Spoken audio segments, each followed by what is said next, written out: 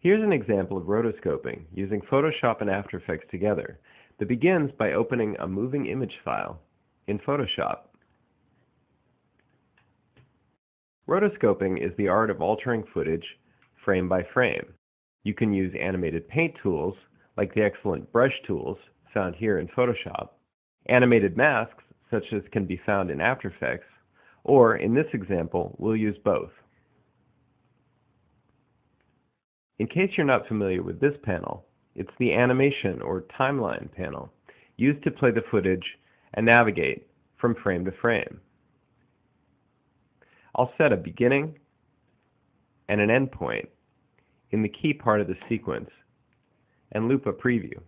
Let's suppose that the director of the movie decided he wants to remove the actor from this shot. I can start by cloning him out here in Photoshop.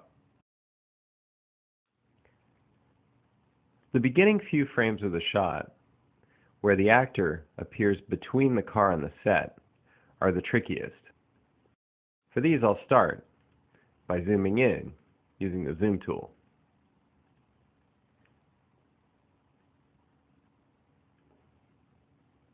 Next, I'll activate the Clone Stamp tool. Now I'm looking for a separate area of the shot where neither the actor nor the car appear in this part of the frame. Since I'm on a Mac, I'll hold the Option key to set my source point, just like cloning in a still image. I'll use this corner here. In this case, I'll have Photoshop offset the timing instead of the position of this Clone Stamp tool. My brush cursor shows that corner of the set, allowing me to line it up precisely. As soon as I click, I've set my position. Now I can freely paint around the areas of the frame that I want to remove, going backwards and forwards to remove the actor. Here is a frame-by-frame tool in the animation timeline. It's helpful to frame back and forth to see if there's anything you've missed. I can make my brush smaller or larger, or choose custom brushes in all the usual ways you can in Photoshop. I can see exactly what's happening with the clone operation by opening the Clone Source panel. It shows me that I have a frame offset of 29 frames. That is maintained consistently, so as I go from frame to frame, the frames also offset. At this point, the car is clear of the set, and I don't have to continue painting frame by frame.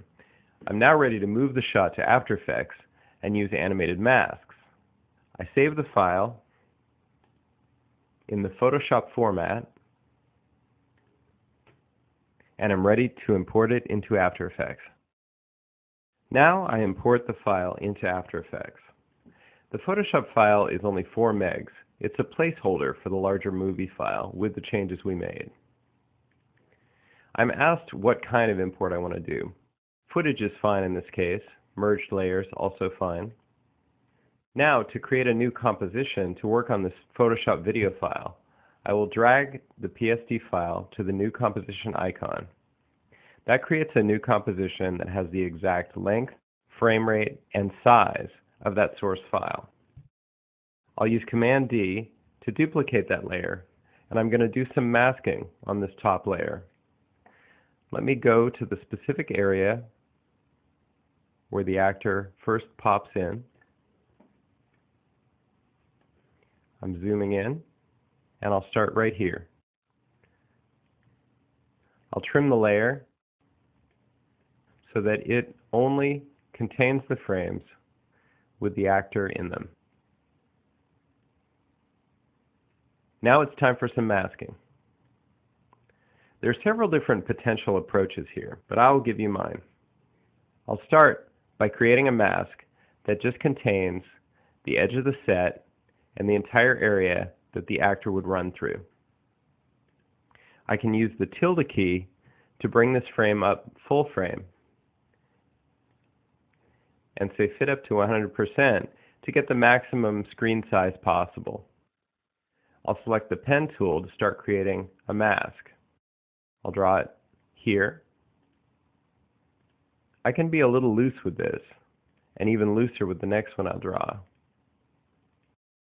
Having created that somewhat precise first mask, now I'll add a really loose second mask that just goes around the back end of this car. I have to be careful not to select a point from my first mask, and out this way,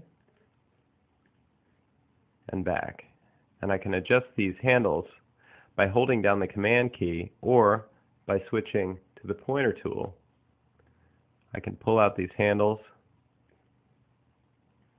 making sure that all of the car is within this shape. Now I'm going to use the tilde key to get out of this solo view so that I can keyframe this mask. It's helpful to give the mask a different color so I know which is which.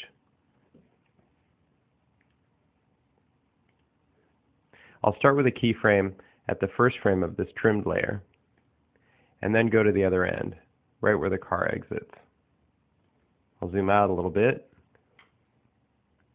double-click the mask, and move it over.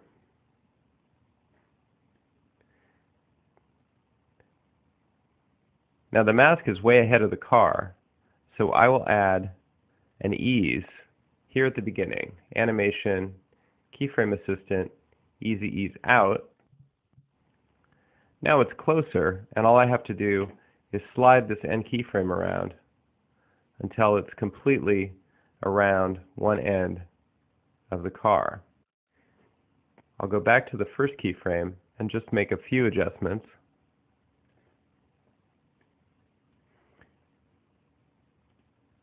And I'll replicate those also closer to the end.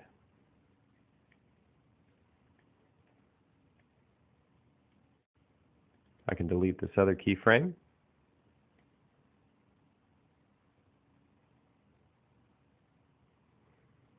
Okay, well, that's not perfect, but it's a good start. I do, however, need this mask to leave the frame before my actor walks into it. So I'll create another keyframe right about here. And then on the very next frame, I'll just simply move it off and delete this last keyframe.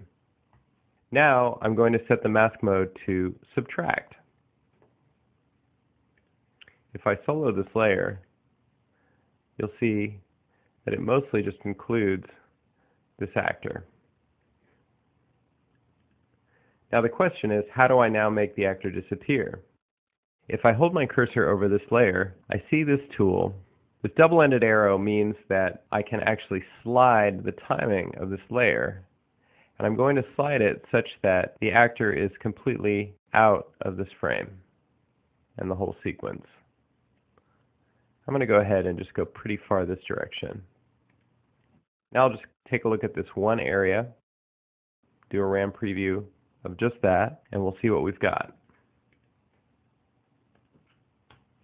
You can see a pretty harsh matte line, but I'll be able to refine that and soften it to get away with it. I do need to nudge a few keyframes, which I'll do the same way I did the others. And I'm going to go ahead and reveal the feather control for that mask and give it a nice soft 25 pixel feather. Now suppose you reach some intermediate state and are ready to send this clip back to Photoshop for more touch-up. After Effects can't simply resave the Photoshop file. Instead, the way to get this animation out of After Effects is to choose Composition, Make Movie. Be sure to choose a render option that is lossless, adding no compression, and that is compatible with Photoshop. The default lossless setting meets these criteria. You can then pass files back and forth between After Effects and Photoshop as often as you like.